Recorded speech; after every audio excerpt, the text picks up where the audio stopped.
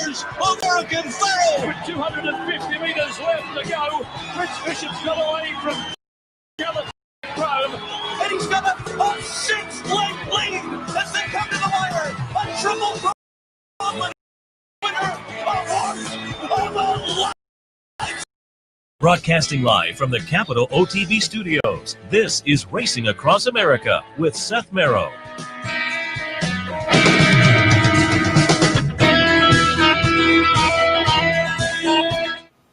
Good morning and welcome to Racing Across America on this Sunday morning. I'm Seth Merrow. Thanks for joining us.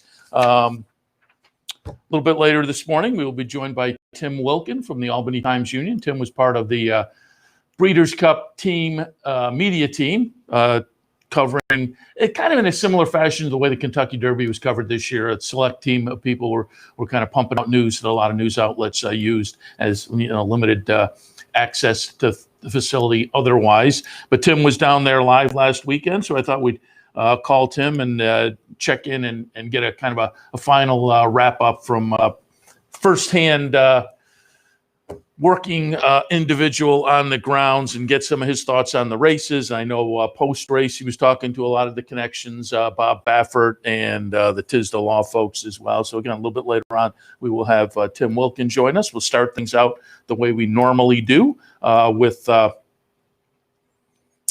stakes recaps and a little racing conversation tossed in. Do want to remind you that today is NFL Sunday here at the Clubhouse Racebook. If you'd like to come down and watch some football action and some racing action, you can do so right here at the Clubhouse Racebook every Sunday throughout the NFL season.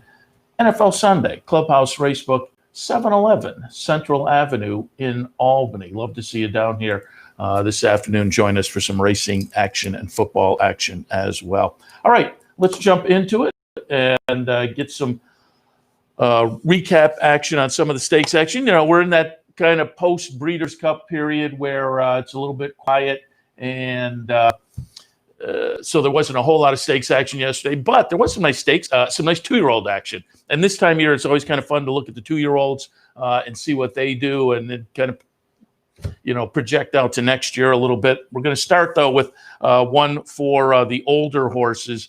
And this was a great performance. Yesterday in the Artie Schiller at Aqueduct, I had used Therapist on top, and Therapist in here is going to be the number 10 horse. And as they come down the stretch, look at that number 10 Chiclet. There was no point where I thought Therapist was going to fulfill my top pick. But this is some late run from Therapist under Javier Castellano. And look at him come. And you'll see here, Therapist over number 9, Valid Point. Delaware run third. Rinaldi runs fourth in a blanket finish. But Therapist gets up, as I say, from that spot in late stretch, essentially, where you had to think, this is not going to happen. But he does get it done under Javier Castellano for Christophe Clement.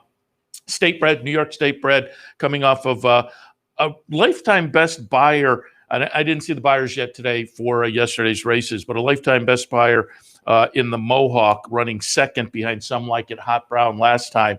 And so for me, he looked kind of logical in there.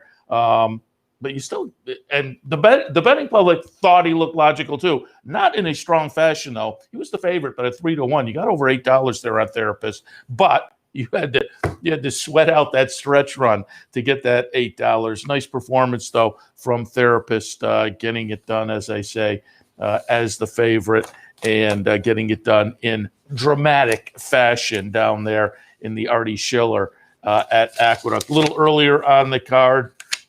Now we are talking some 2-year-old New York breds in the notebook, and it was a nice field of, as 2-year-old stakes races often are this time of year, some horses that so far had showed some promise and some potential, coming off of either decent stakes performances or maiden breakers that look very good.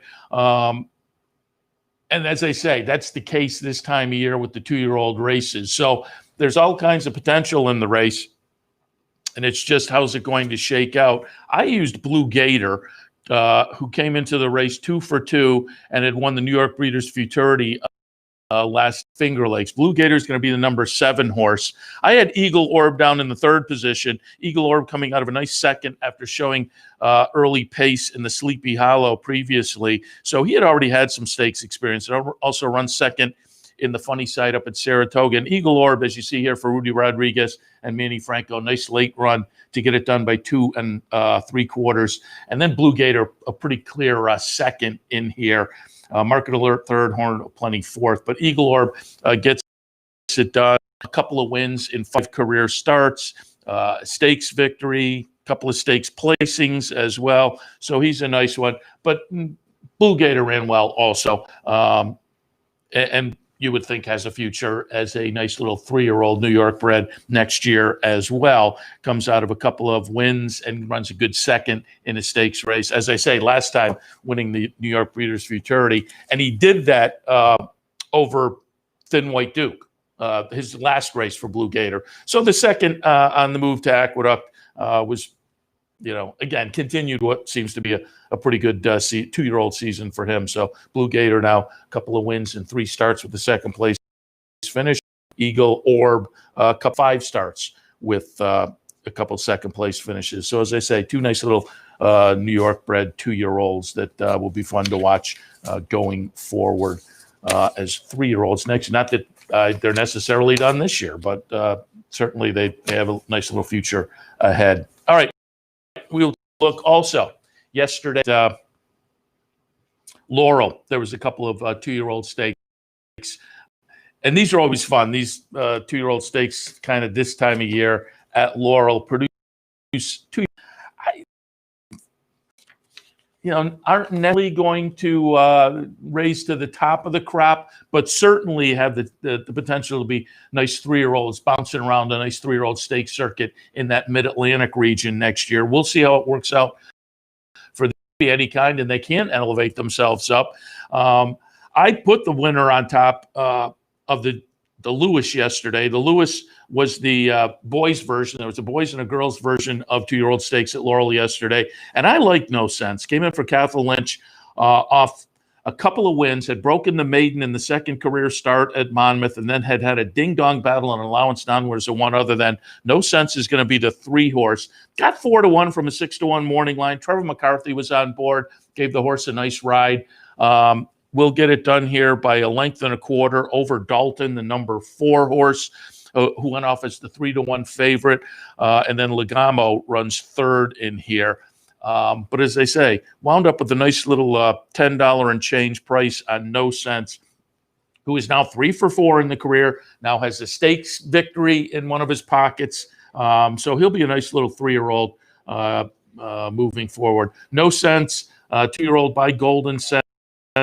Trained by Kathleen Lynch, ridden by Trevor McCarthy, and getting it done in the Jim Lewis yesterday at Laurel in a good-looking fashion, I thought. So now 3 for the last 3 starts. So again, this will be a nice little 3-year-old going forward.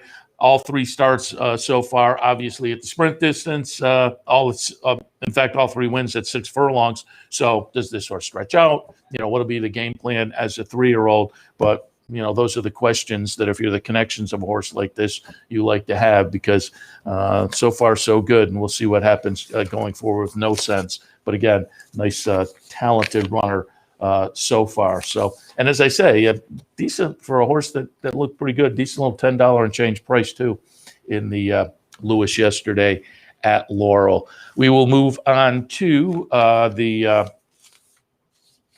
Smart Halo. That was the 3-year-old girls version of the 2-year-old stake yesterday. And again, there was $100,000, like in the Lewis, $100,000 up for grabs, going 6 furlongs. I like Prodigy Doll, the number 5, over number 1, Street Loot. The betting public liked Street Loot, and they were correct. Street Loot went off as the 3-2 favorite. No surprise, really. I mean, this is a horse that had 3 starts going in. Street Loot's the number 1. Out of Sorts, number 2, runs 2nd. And number 4, Be Sneaky, runs 3rd. The horse I like, Prodigy Dial, who went off as the 2nd favorite, winds up 4th in here, the number 5 horse. But the winner, number 1, Street Loot, again, 3-2 favorite, $5 win price, wins pretty easily with the X-Man, Xavier Perez on board. Again, broke the made debut effort over at Delaware, followed up in a little stakes win at Delaware as well, and then tried the Maryland Millions Lassie last time right here at Laurel and just missed. So no surprise that the betting public told that. As I say, I had him right underneath, had her right underneath. But now 3 wins, 4 career starts, a couple of stakes victories, close up. So again, I thought both of the year-old stakes at Laurel yesterday had fun fields with some potential, and came out the same way. I thought the winner of both of the races were horses that are going to be interesting.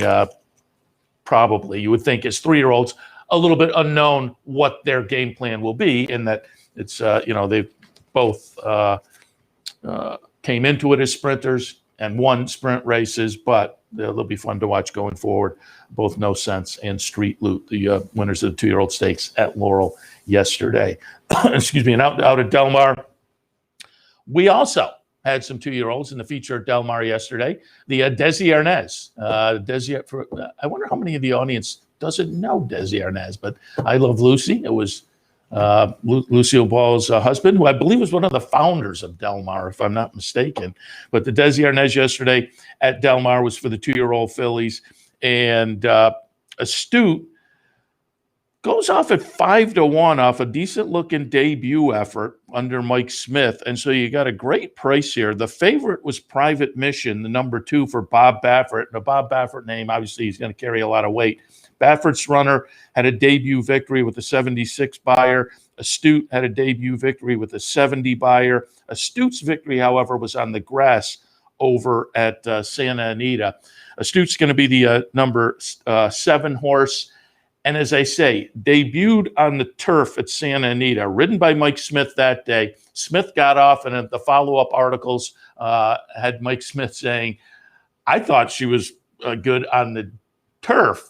She was really good on the dirt. So L&J Foxwoods, who have become prominent, notable owners coast to coast, really, over the past couple of years, are the owners, and they have a nice little 2-year-old filly going into next season as a 3-year-old filly.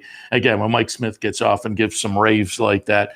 Queen Gold went in second, Heels Up ran third in there. The Baffert favorite winds up a disappointing 4th at 1-2. But no disappointment for the winner. Astute, again, nice little 2-year-old filly out on the West Coast for Richard Mandella, with Mike Smith, as I say, getting off raving. And now this one has all kinds of options. Again, both of the races so far, you had 5.5 on the turf, 6.5 yesterday on the dirt, but they have all kinds of options that they've won on the turf, they've won on the dirt. The future looks bright at this point for Astute, coming off of a win yesterday in the Desi Arnaz at Del Mar. All right, that takes you through some of the stakes action. As I say, a little light on the stakes card as we are in that post-Breeders' Cup period. There's still lots of great stakes action throughout the fall. I mean, Cigar Mile Day and Clark and whatnot, lots of great stakes action. It's just, leading into the Breeders' Cup, leading out of the Breeders' Cup, there's usually a week or two where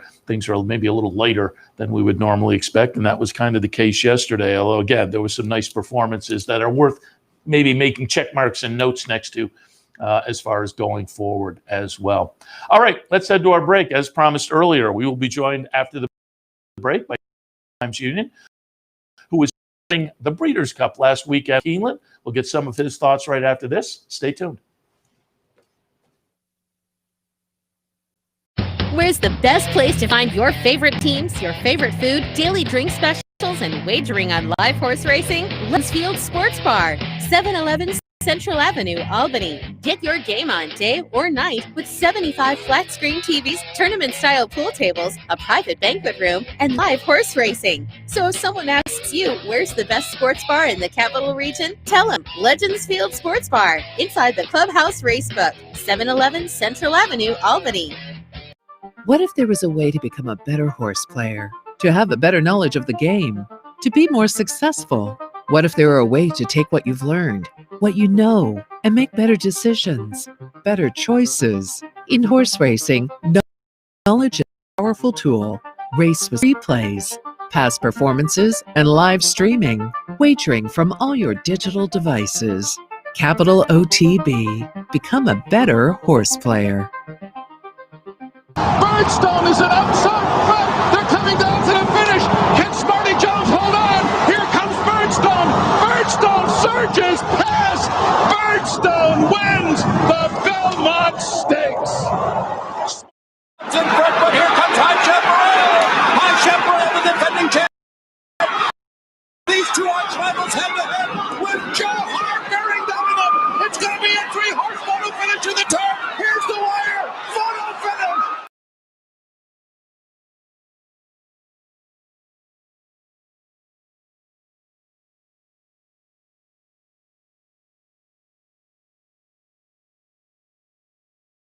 Welcome back to Racing Across America on this Sunday morning. We're a week later, a week out from the Breeders' Cup, but I thought we'll put a period or an exclamation point on the week with a little final Breeders' Cup wrap-up from someone who was on the grounds during the Breeders' Cup weekend, Tim Wilkin, part of the Breeders' Cup media. Tim, good morning. Hey, Seth, how are you? Very good. Happy to have you on board to get some conversation about last weekend. Saw a lot of your tweets coming out, and you guys, the media team, did a great job pumping out a lot of information for folks, and everybody appreciated that. Before we get into some specifics, I'm just curious. At Saratoga throughout the entire meet, that was very different. We were over in the dining room for the auxiliary press box and walked down on the apron after stakes races. And as I say, it was a very different experience. Had to be very different at Keeneland as well. No fans, but from looking around, it looked like there was a bigger crowd with owners and whatnot than was present at Saratoga. But give us the firsthand report. What was it like the 2 days there, given the no fan situation at Keeneland? Well, I don't think everybody got the memo on no fans because there were a lot of people there. And I'm sure that all of them were owners. There was, it's tough to guesstimate how many people were actually there because they weren't putting a number out. But when I was out at the Winner's Circle area, paddock area for the class staff, and there was a bunch of people there. And for sure were owners. I think that Keeneland got a little lax in their allowing who they allowed. They were definitely not just owners. I mean, every owner was supposed to get 6 tickets in. And, I think, and if you were able to secure more, you did that for people that weren't using theirs. I mean, I know that the Saratoga crew got more people in there. Within the rules, they were allowed to get more seats. But I'll tell you one thing, just walking around those grounds, I mean, at Saratoga, Travers Day was the only day where it looked like there were people in there, and that was, maybe 200. But there was, I would venture to guess there were maybe 5,000 people there each. And it was a little uncomfortable because of, everything going on with the coronavirus and the fact that Kentucky, like every place else in the country, is spiking big time with the cases. But hey, I got my coronavirus test when I left Kentucky, and I got another one when I came back. I got my results back, so I am not going to be king corona. I am coronavirus free. That's what we like to hear. Yeah, I hadn't even thought about that. You had, on the return, you had to go by the new protocols, right? Yeah, I actually drove down. Mike Kane and I. Mike is a longtime writer from this area. Mike was working for the Breeders' Cup Notes team. He and I drove from Albany, Lexington, and it wasn't as bad a drive as I thought it was. It was like 11 hours, and we broke it up.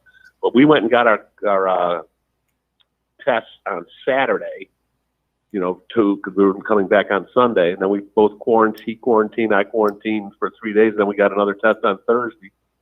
And, I'm assuming that his came back negative as well, because mine did. I got the results yesterday. So, yeah, it's, now I'm just gonna wait and watch the snowfall, I guess, whenever that comes. Yeah, you ain't kidding. It's starting to get a little stifling. There's no question about it. But we did get a little break as racing fans with the Breeders' Cup last weekend. Let's talk some of the specifics. Let's take a look at the Classic stretch run here. It'll be number 9, Authentic, who took them all the way around. Improbably 8 runs second. Global Campaign third. The disappointment for our area is the 3-1 favorite. Number 2, Tiz the Law, runs 6th in here. Also pulled up a picture of your Twitter feed where you are enjoying a little visit with Bob Baffert and Authentic, the winner. But give us your thoughts on the Classic, how it worked out for the eventual winner, Authentic, and the disappointment for Tiz the Law. Well, everyone knows that Authentic likes the lead, and he got the lead, and he became very dangerous when that happened. That's his style. That's the way he runs, and John Velasquez got him in a perfect position, just like he did in the Derby, and no one could catch him. And Bob had said all week that he thought he was going to run 1, 2, 3. He was confident that he could run 1, 2, 3, not giving me who was going to be those 3 in order. But he said that he would have been very surprised if he didn't win the race with one of them. He was close. He was first and second. And then, Maximum Security, who I think has lost a step, was never really a factor. And to get to Tiz the Law, that's the biggest disappointment for a lot of people in that race, especially the people around here, because Tiz the Law really was never a factor. And as soon as he drew the inside 2, never drawn that inside 4, was the alarm went up. Boy, he doesn't like to run on the inside. I mean, watching this, I don't know if he didn't like running on the inside. Manny Franco got crucified for his ride, and it eventually cost him the ride. I mean, he was taken off a couple days ago, and he's going to be replaced by John Velasquez. And, with that, the way I look at that is I feel bad for Manny, because Manny was, I think, riding the race differently in his mind than he was on the track, because he was instructed to get off the rail. And I think, the way the race started, you think if he would have just tried to track Authentic, would have had a better shot at I don't think he was going to win the race, but he might have been second or third. But I think when the guy in his head, he's what Barkley told him and what Jack Knowlton told him, and I think he was just not riding his race. He was trying to ride their race, and I think it cost him big time, because he did throttle the horse. The horse wanted to run, it looked like to me. Allow that to happen, because he was more worried about trying to get outside. And once he did get outside in top of the stretch, the horse had nothing left. So it was unfortunate for him. Going into that race, if he would have finished in front of Authentic, he would have definitely 3-year-old of the year, even if he hadn't won the race. If he won the race, obviously, 3-year-old horse of the year, he'll get nothing. I mean, he'll win the New York bred horse of the year. I'm positive of that. Sure. But there were so many things that was on the line for that horse. And, I've heard the things about, well, he wasn't facing tough competition in his last 2 races. And people that say that, I mean, listen, the horse was second in the Kentucky Derby. And it was obvious to me he didn't like Churchill Downs. In this race, I mean, not that I'm trying to make excuses for the horse, but he wasn't there. And I think that when he runs next in the Pegasus, maybe we'll see the real Tiz the Law. I hope so. I mean, but I do feel bad for Manny Franco, because he's a good rider, and he's got a lot of years in front of him where he's going to be a top rider in New York. And I'm sure he's dying to get a mount for the Pegasus, because I'm sure the one thing he loves was to beat Tiz the Law. Classic, he's now going to be the horse of the year and the top 3-year-old of the year. I don't think doubt on either. I think the only horse that I think I think the horse that'll finish second is Monomoy Girl, who won the Distaff. Yeah, absolutely. Just before we move away from Authentic and Tis the Law and the Classic, I read the tweet you sent out where you had talked to Barkley after the race, and boy, you could just through the quote you had where you said, well, he had a really good year, and Barkley answered that. You could tell you could read the disappointment with Barkley's response. Yeah. Barkley Tag doesn't get these kind of horses. He's this is probably the best horse he's ever had, and that's also taking into account that he had Funny Side, 17 years ago. Barkley Tag is one of the hardest working guys on the backstretch. He does things the right way. He knew that he's not a young man anymore. He's 82 years old. And he was hoping that this horse was going to take him to places that he'd never been before. And Tis the Law did take him to some places that he'd never been before. He'd never been the favorite in the Breeders' Cup Classic. I mean, Funny Side, when he won the Derby, he wasn't the favorite. And when Tis the Law was in the Kentucky Derby, he was the biggest favorite the race has seen in years. I mean, Tis the Law is really put Barkley Tag into the national picture, a place that he had. And, I think that with everything he's done, I think maybe it's time to put him in the Hall of Fame. Yeah. There certainly is a case to be made for that, no question about it. And as I say, you could kind of feel the disappointment, but the interesting thing is Tis the Law coming back season, so we'll have that to look forward to. You mentioned it before, and I wanted to pull up and get some thought on it because I had Brad Cox on yesterday, and we certainly talked about Monomoy Girl. But I'm just curious, what the reaction was there on track, perhaps, and whatnot. We'll watch the stretch run of the Distaff. Number 10, Monomoy Girl, gets it done as the even money favorite. Valiant's third, Valiant's second. Dunbar Road runs third. But Monomoy Girl, just after taking all of last year, coming back this year, the first start, if you looked at the buyer number of first start, you thought, was she going to come back the same? And then has validated herself in the last three starts, including this win in the Breeders' Cup Distaff. And as I say, I'm just curious what the response was there at Keeneland and what your thoughts were and are on Monomoy Girl. Well, it was obviously a very popular win. I mean, Brad Cox is a Kentucky guy. Monomoy Girl is a fantastic story. I mean, she won this race in 18.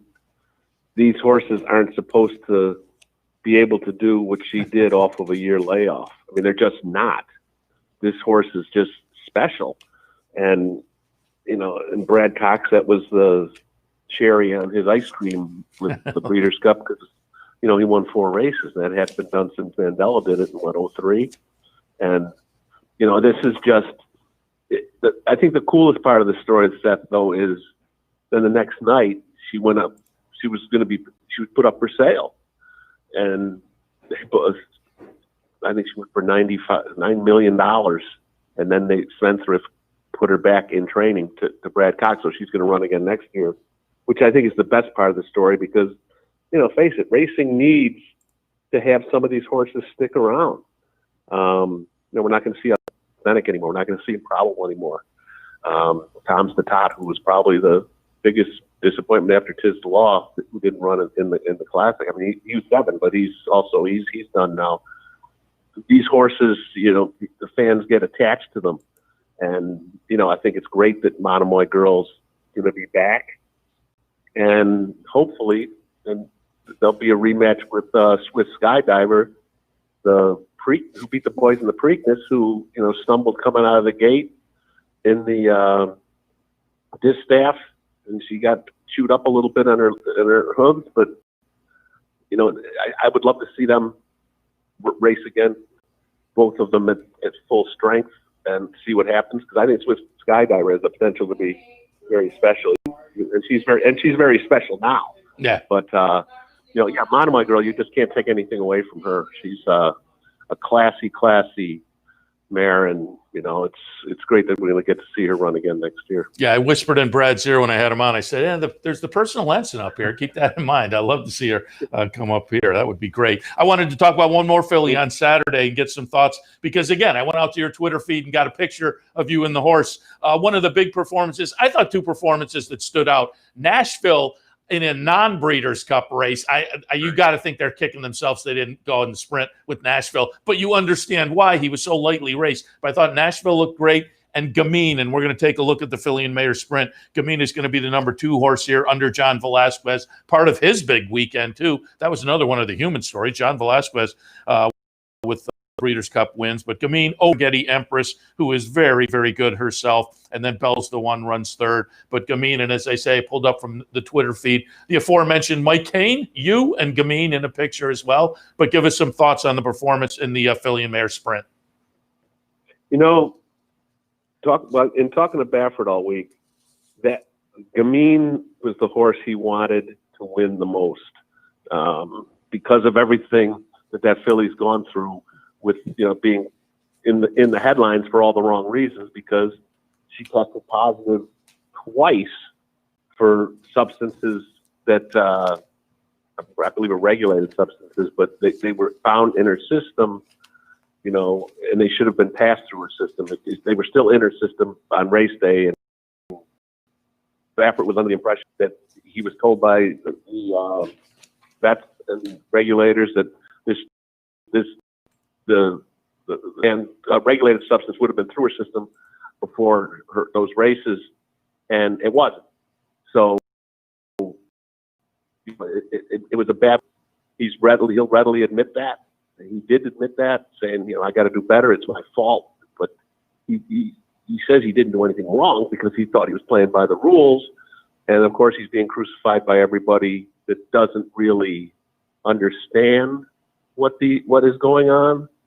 And that's, again, where you should have a commissioner, one commissioner for this sport. So there's not different rules in different places all over the country. Because contamination is going to happen with horses. I mean, it's going to happen. I mean, the one thing was the lidocaine issue. When they were in Arkansas, the Jimmy Barnes had, and some of it got into the horse, and the horse tested positive. But yeah, Gamine is a fast horse. She's as friendly as she is fast. Believe me, I have firsthand knowledge of that. I mean, she's just. We saw her when she the Acorn in record time, and then she came up to just blew everyone away in the test.